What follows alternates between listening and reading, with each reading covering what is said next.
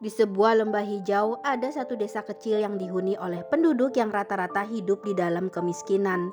Hari itu, para penduduk berkumpul untuk menyaksikan ritual penjemputan pengantin wanita dari rumahnya. Seorang gadis cantik bernama Lin terlihat bersiap menaiki tandu yang akan membawanya berangkat ke rumah Gubernur Tong yang telah meminangnya untuk menjadi istri ketiga. Sama sekali tak ada pancaran kebahagiaan dari wajah Lin, karena ia memang terpaksa menikah dengan gubernur yang berkuasa saat itu di daerahnya. Gubernur Tong menyukai Lin yang muda dan cantik, dan gubernur sangat menginginkan anak laki-laki yang belum ia dapatkan dari kedua istrinya yang lain. Tak lama kemudian, terlihat Lin yang melahirkan seorang anak. Gubernur dan dua istrinya yang lain tampak gembira menyambut keturunan pertama Gubernur Tong. Tapi mereka langsung muram saat tahu bahwa bayi yang dilahirkan oleh Lin ternyata adalah bayi perempuan. 7 tahun berlalu, semenjak Lin belum juga memberikan anak laki-laki, gubernur dan kedua istri gubernur yang lain memperlakukan Lin seperti seorang pembantu. Namun itu tidak menjadi masalah untuk Lin, karena ia sudah terbiasa hidup susah bersama kedua orang tuanya. Apalagi sekarang anak perempuan Lin yang bernama Yang telah tumbuh besar dan sering membersamai Lin menjalani hari-harinya. Satu malam terlihat nyonya pertama mengantar sebuah ramuan obat kuat untuk gubernur. Kebetulan malam itu adalah giliran Lin yang akan mendapat kunjungan sang gubernur. Sementara itu di sudut lain terlihat asisten gubernur yang bernama Wang juga mengantarkan secangkir ramuan penyubur untuk Lin. Singkat cerita, setelah selesai berhubungan, seperti biasa kaki Lin akan digantung beberapa saat oleh gubernur sebagai usahanya agar Lin cepat hamil lagi. Keesokan harinya ketika mereka sedang berkumpul untuk sarapan, nyonya pertama dan nyonya kedua bercerita tentang gosip yang beredar di kalangan masyarakat. Mereka menggosipkan gubernur yang tidak subur karena belum juga memiliki keturunan lagi dari ketiga istrinya. Mendengar itu tentu gubernur marah. Ia malah menuduh nyonya pertama dan nyonya kedua yang mandul. Melihat percekcokan di depannya, Lin kemudian menghindar dengan izin ke dapur. Tapi sial, saat kembali ia tidak sengaja menabrak gubernur yang sedang kesal. Akhirnya Lin pun kena imbasnya. Gubernur mendorong Lin hingga terjatuh. Satu hari terlihat Lin yang membawa putrinya pergi bersamanya ke pasar. Ketika itu saat ia sedang berbelanja, Lin melihat sosok pemuda yang tak asing baginya. Lin lalu memanggilnya. Pemuda itu bernama Nan. Pemuda itu terlihat tidak suka dengan Lin. Kemudian Lin memperkenalkan Nan pada putrinya. Lin menjelaskan pada Yang bahwa Paman Nan adalah temannya sejak kecil. Sebelum pergi, Nan mengatakan jika putri Lin itu sangat cantik seperti ibunya. Setelah pertemuan tersebut, Lin kembali teringat masa-masa di mana ia mengenal Nan ketika masih kecil. Hubungan itu tumbuh menjadi jalinan cinta di antara mereka berdua. Nan sering memberi Lin beberapa bahan makanan ketika Lin dan keluarganya tidak punya apapun untuk dimakan, terutama ketika ibunda Lin jatuh sakit. Kata Nan, orang tua Lin adalah orang tuanya juga. Esoknya Lin terlihat bersemangat sekali untuk pergi ke pasar. Tentu saja ia mencari Nan, tapi panggilan dari Yang telah membuyarkan rencana Lin untuk mendekati mantan kekasihnya itu. Beberapa hari kemudian, terlihat Lin yang datang menyambangi rumah kedua orang tuanya. Saat makan malam, Lin bercerita pada ayah dan ibunya jika ia melihat Nan di pasar. Ayah Lin lalu menasihati putrinya itu untuk tidak dekat-dekat lagi dengan Nan. Apalagi nasib Nan masih saja miskin dari dulu.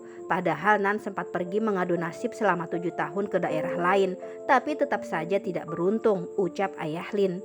Malam hari pikiran Lin begitu tidak tenang. Ia gelisah memikirkan Nan yang masih marah padanya karena telah ditinggal menikah.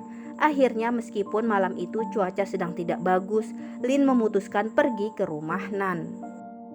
Kemudian terlihat Nan yang membukakan pintu setelah Lin mengetuknya. Nan tampak masih menunjukkan wajah marahnya kepada Lin, tapi Lin tahu betul mengapa Nan seperti itu. Lin lalu menanyakan kabar Nan yang belum juga menikah setelah 7 tahun mereka berpisah. Nan menjawab bahwa ia belum bisa melupakan cintanya kepada Lin, tapi sayang, Lin lebih memilih harta daripada pria yang mencintainya dengan tulus. Saat tahu jika Nan telah meragukan cintanya, akhirnya Lin memutuskan beranjak dari rumah Nan. Tapi sebelum keluar, Lin berkata bahwa ia terpaksa menikah dengan gubernur. Saat itu Lin lalu menceritakan jika ayahnya telah mencuri makanan untuk ibunya yang sedang sakit. Ayahnya pun tertangkap dan gubernur berencana memberikan hukuman yang sangat tidak adil untuk ayah Lin.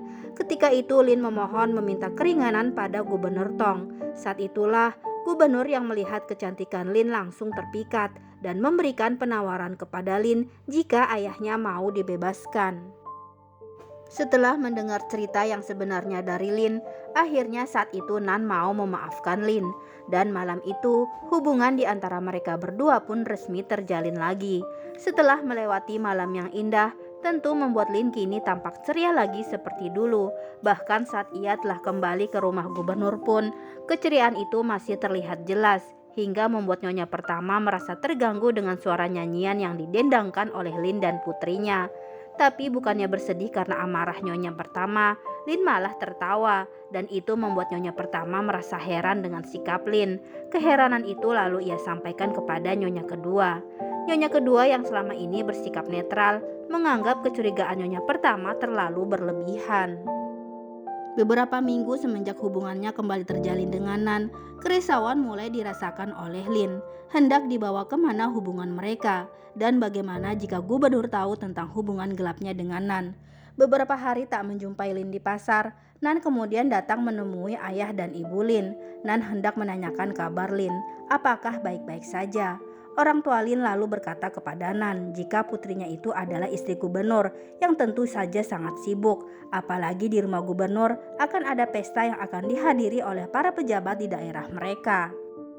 Beberapa hari kemudian, kesibukan tampak terlihat di rumah gubernur Tong. Nyonya pertama menunjuk Lin sebagai penanggung jawab atas semua menu-menu masakan yang akan disajikan kepada para tamu. Sebagai penjual kepiting satu-satunya di pasar, Nan terlihat ikut dalam rombongan para pedagang yang mengantar bahan makanan ke rumah gubernur. Lin tampak cekatan mengatur semuanya, hingga membuat para tamu memuji makanan yang disajikan untuk mereka. Nyonya kedua lalu berkata kepada para tamu jika kelezatan makanan hari itu adalah berkat campur tangan nyonya ketiga. Tentu saja apa yang dikatakan oleh nyonya kedua membuat nyonya pertama tidak suka. Sementara itu di dapur, Lin terkejut saat melihat Nan ikut berada di rumah gubernur. Lin lalu mengajak Nan untuk berbicara di kamarnya. Lin meminta maaf jika ia tak bisa melanjutkan hubungannya dengan Nan. Lin tahu betul dengan watak gubernur Tong. Lin tak ingin ada yang terluka akibat kekejaman gubernur. Saat itu tiba-tiba suara nyonya kedua mengetuk pintu kamar Lin. Beruntung Nan berhasil sembunyi di lemari. Ketika Lin dan nyonya kedua sudah pergi, Nan pun keluar dari kamar Lin. Tapi seorang pelayan memergoki Nan. Nan lalu beralasan hendak meminta upahnya pada nyonya ketiga. Pelayan itu lalu menyuruh Nan untuk tidak berkeliaran di dalam rumah jika tak ingin kena hukuman oleh gubernur. Nyonya pertama yang masih menyimpan iri hati karena Lin sukses menyajikan menu terlezat saat pesta tadi pagi, akhirnya mulai cari gara-gara. Di hadapan gubernur, nyonya pertama mulai mengungkit Lin yang belum juga menghasilkan anak laki-laki, padahal sudah banyak uang yang mereka keluarkan untuk Lin dan keluarganya. Nyonya pertama lalu menuduh gubernur takut mengusir Lin karena pasti orang-orang akan percaya berita gubernur tak perkasa benar adanya. Gubernur jelas tidak terima dengan tuduhan nyonya pertama itu. Lalu untuk membuktikan jika ia tidak takut dengan Lin, gubernur mencambuk Lin di hadapan nyonya pertama dan nyonya kedua. Melihat Lin disiksa oleh gubernur, nyonya kedua lalu turun tangan. Lin bisa mati dan tak bisa memberikan anak lagi, ucap nyonya kedua. Beberapa hari kemudian, saat Lin berkunjung ke rumah Nan, Lin menunjukkan memar di tubuhnya. Lin mengatakan bahwa ia sudah tak kuat lagi menjadi istri gubernur, apalagi sekarang putrinya turut menjadi korban amarah nyonya pertama. Lin berencana akan kabur diam-diam dari rumah tersebut. Nan yang mendengar rencana itu lalu berkata bahwa ia punya kenalan yang bisa membawa mereka pergi dari desa tanpa ketahuan oleh para penjaga gubernur. Tapi mereka harus membayar sejumlah uang, sedangkan tabungan Nan belum cukup. Lin juga tak punya simpanan uang lagi karena habis untuk biaya pengobatan ibunya yang sedang sakit. Terlihat raut putus asa di wajah mereka karena rencana mereka tampaknya sulit untuk direalisasikan. Suatu hari setelah melayani suaminya, Lin yang sudah memikirkan sebuah rencana, lalu mengambil kunci ruang penyimpanan uang dan benda-benda berharga milik gubernur. Menjelang tengah malam, Lin mencoba mengumpulkan semua keberaniannya. Saat situasi dirasa sudah aman, perlahan Lin masuk ke dalam ruangan itu. Ia memilih kotak yang paling kecil dan mengambil 3 keping uang milik gubernur. Esoknya bersama dengan Yang, Lin pamit hendak ke rumah orang tuanya. Kemudian terlihat Lin menemui Nan dan memberikan 3 keping uang yang ia bawa.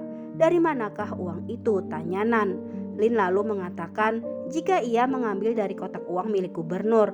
Uang-uang itu adalah uang hasil korupsi gubernur dan juga uang dari hasil memeras para petani. Lalu Nan berjalan menuju sebuah lemari. Ia mengambil celengannya yang berisi beberapa keping uang, lalu menyatukan uang milik mereka berdua. Lin berucap bahwa ia akan bersabar hingga terkumpul uang yang cukup untuk mereka melarikan diri nanti. Setiap malam kini Lin diam-diam rutin mengambil keping demi keping uang milik gubernur. Keping uang tersebut selalu ia sembunyikan di dalam sepatunya saat ia membawanya untuk diberikan kepada Nan. Namun karena terlalu sering izin untuk berkunjung ke rumah orang tuanya, tentu membuat nyonya pertama curiga, termasuk Wang, sang asisten gubernur. Sampai suatu hari, Wang menemukan ada kekurangan beberapa keping uang di kotak penyimpanan. Gubernur dan juga Wang heran siapakah yang telah lancang mencuri uang tersebut. Suatu hari seorang pria mabuk datang ke rumah Gubernur Tong. Ia memaki-maki gubernur yang telah merampas warisannya hingga membuatnya jatuh miskin. Lalu tiba-tiba dari arah belakang pria itu, gubernur datang dan langsung menghantamkan sebuah pot bunga ke kepala pria mabuk itu dan membuat pria tersebut tewas seketika. Gubernur lalu berkata kepada orang-orang yang ada di situ termasuk Lin dan seorang pelayan, jika nanti polisi datang ke rumah mereka, mereka harus memberi kesaksian bahwa pria mabuk itu tewas karena terjatuh dan kepalanya menghantam pot. Setelah kejadian tadi pagi, terlihat Lin yang kembali mengunjungi rumah orang tuanya. Lin tidak sadar jika ia telah diikuti oleh asisten Wang. Lin tampak menitipkan putrinya pada sang ibu. Ia lalu menemui Nan. Saat itu sambil ketakutan, Lin mengatakan bahwa ia ingin mengembalikan semua uang yang telah ia curi. Tentu Nan menolak ide tersebut karena dengan begitu Lin akan ketahuan bila ia telah mencuri uang gubernur. Nan lalu berkata Lin tidak usah mencuri lagi. Untuk sementara mereka harus bersabar sambil menunggu waktu yang tepat untuk melarikan diri. Asisten Wang yang mendengar semua pembicaraan antara Lin dan Nan tiba-tiba bersin karena bau asap dari dapur Nan. Lin dan Nan yang sadar mereka tertangkap basah kemudian mengejar asisten Wang yang berusaha kabur dari situ. Asisten Wang yang berhasil tertangkap dan babak belur karena dipukul oleh Nan, kemudian berjanji tak akan melaporkan tentang perselingkuhan nyonya ketiga dengan Nan. Ia juga tak akan menceritakan pada gubernur perihal uang yang telah dicuri oleh Lin. Sebagai jaminannya, asisten Wang menyuruh Lin untuk mengambil sebuah buku merah di laci meja kerja gubernur. Buku merah itu berisi tentang catatan-catatan uang suap gubernur. Lalu asisten Wang melanjutkan, jika Lin berhasil menemukan buku itu dan menyimpannya, maka gubernur tidak akan berani macam-macam kepada Lin. Tapi Lin tidak serta-merta percaya dengan ucapan asisten Wang. Ditambah Nan yang sudah terlanjur emosi dengan perilaku asisten Wang yang selama ini menjadi kaki tangan gubernur untuk menindas rakyat. Mengetahui dirinya tidak aman, asisten Wang berusaha kabur setelah ia berhasil melepaskan ikatan di tangannya. Namun naas, akhirnya ia tewas di tangan Nan setelah sebelumnya berusaha menyakiti Lin.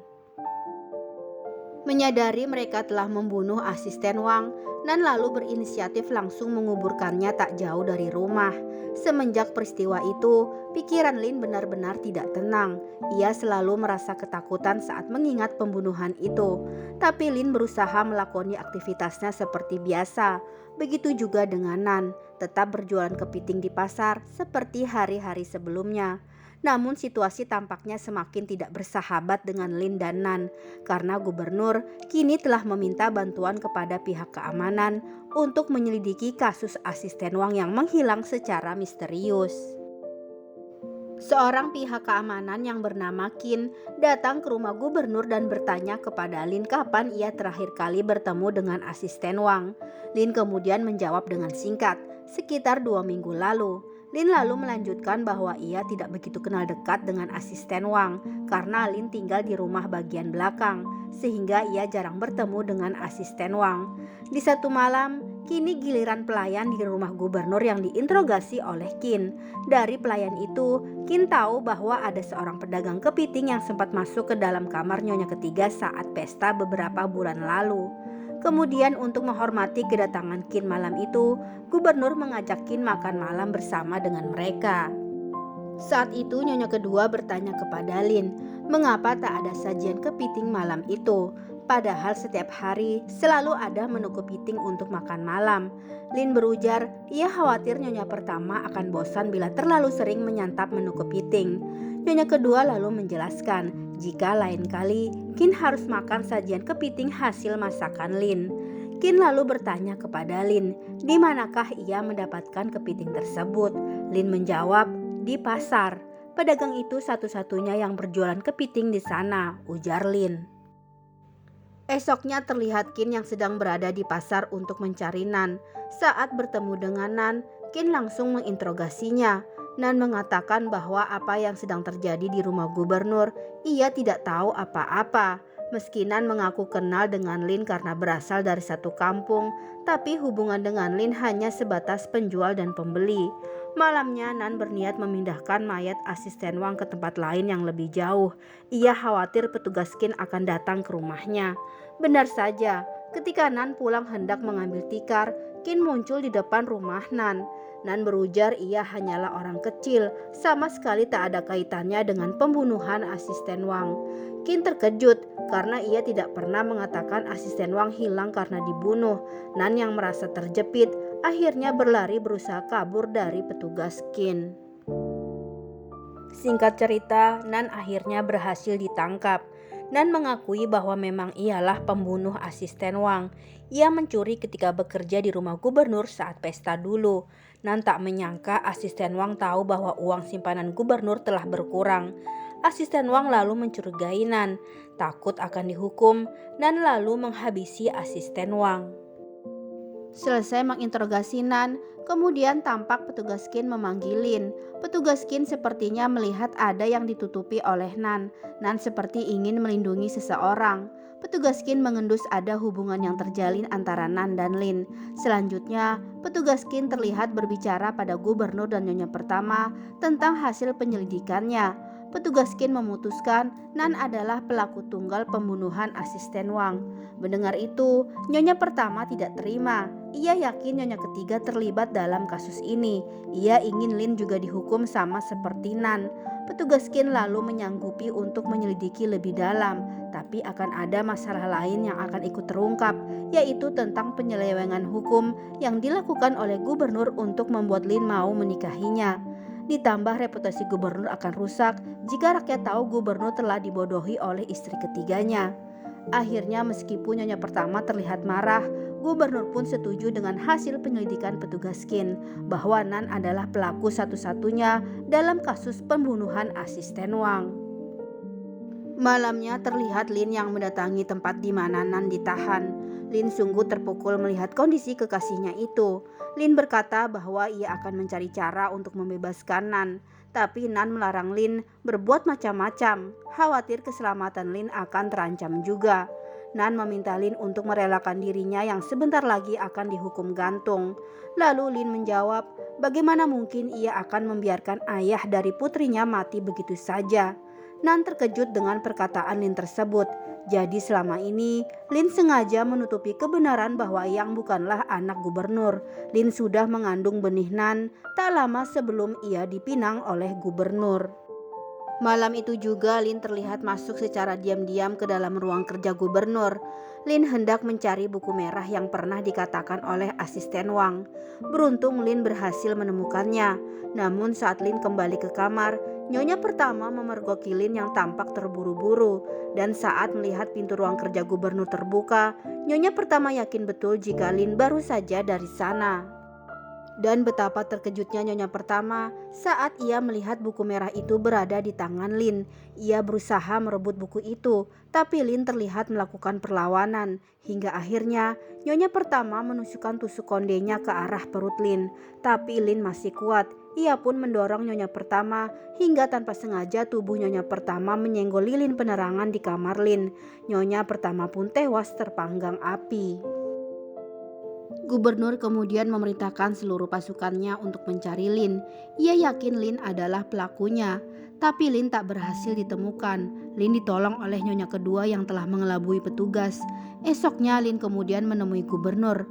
Lin mengancam akan menyerahkan buku merah milik gubernur kepada petugas Qin jika gubernur tidak membebaskan Nan dan membiarkannya hidup damai bersama keluarganya. Singkat cerita, kini Lin sudah berada di rumah kedua orang tuanya. Seorang tabib terlihat sedang mengobati luka tusuk di perut Lin, tapi tampaknya tabib itu tidak bisa berbuat banyak. Luka tusuk di perut Lin telah mengenai organ dalamnya, dan nyawa Lin kini sedang terancam. Kemudian terlihat Nan yang membawa Lin beserta Yang menuju sebuah kuil di pinggir danau.